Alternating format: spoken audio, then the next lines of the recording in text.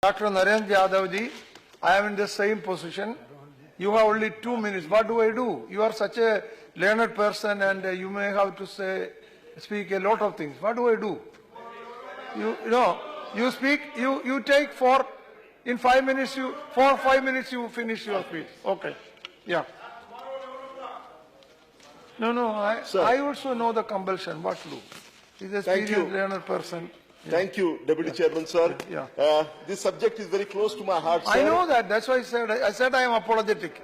Sir. Yeah, I really. And as a member of Planning Commission in UPA2, in charge of education and skill development, and as the Vice Chancellor of the largest university in India, that is University of Pune, I would like to offer some comments, and I crave your indulgence, sir, to allow me 5 minutes to 5 minutes, okay. A rapid fire presentation. Yeah.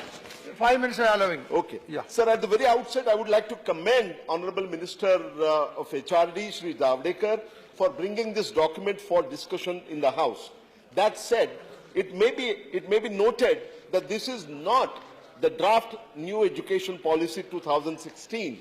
It is only a document titled Some Inputs, with accents on some inputs for draft New Education Policy, which solicits further inputs from the House.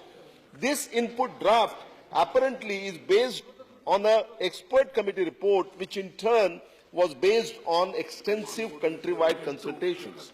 Sir, several distinguished speakers have made very valid points in this discussion, especially, and I agree wholeheartedly with many of these arguments, especially about balancing access, quality and equity holistically, also raising the public expenditure on education to 6% of GDP in a time-bound manner, and not mixing philosophy with theology. Sir, while I associate myself with many of these arguments, I would resolutely disassociate myself with the suggestion that was made in this House that this input draft should be thrown into garbage. This input draft is far from being... I think nobody has said that. Eh? Kapil Sibal, Honorable Member Kapil Sibal said that. So this input draft is far from being a perfect one, but it is a very good starting point. Let us constructively engage and build on this draft. Sir, my main problem that I have with this document is that this input draft is elaborate in areas to be addressed in the new education policy, but it does not go into the specifics in several areas, so one doesn't know what specific shape and form that many proposed interventions would take in the new education policy. And this constrains the ability of commentators to give specific further inputs. Within these constraints, I would like to offer the following comments. First, the vision and mission of education that comes out of the input document in terms of the long-term objectives of education includes making children aware of India's rich heritage and glorious past, and promoting values such as peace, tolerance, secularism, national integration, and so on. That is fine as far as it goes.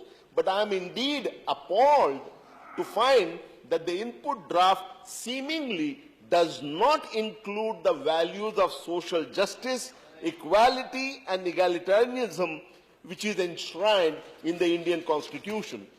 To my mind, sir, several educationists worldwide have emphasized that the vision and mission of education must include dimensions such as how to learn to know, how to learn to do, how to learn to be, and how to learn to understand and live together with others. And this must be done promoting the values of liberty, equality, fraternity, and social justice that have been enshrined in our Constitution.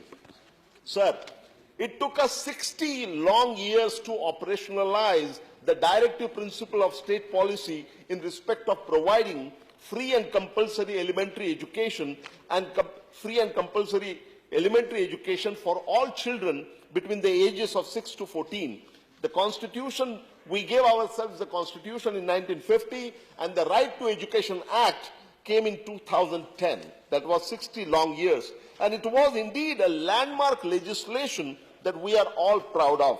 Regrettably, however, sir, the input draft represents a dilution or even departure from the Right to Education Act. I can give many examples, but I would like to confine myself in giving only two. Already 5 minutes. Only final point, one more minute, Okay, sir. okay.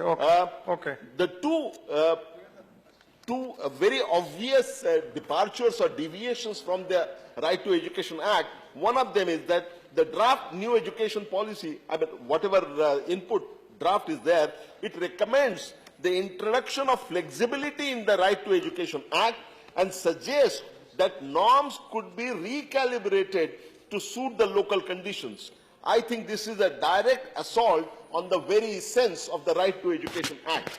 And one more example, the input draft, it recommends introduction of centralized kitchen for providing the midday meal. That happens on page 32. The centralized kitchens are not appropriate, sir, for rural and semi-urban areas where food is frequently not fit to be eaten by the time it reaches the ultimate consumer. That freshly cooked meals are preferable for children's health and well-being has been recognized and mandated to be compulsory by the Supreme Court of India, and therefore there should be no deviation from this policy. Okay. Thank you. Thank you very much, sir. Thank you very much. Thank you.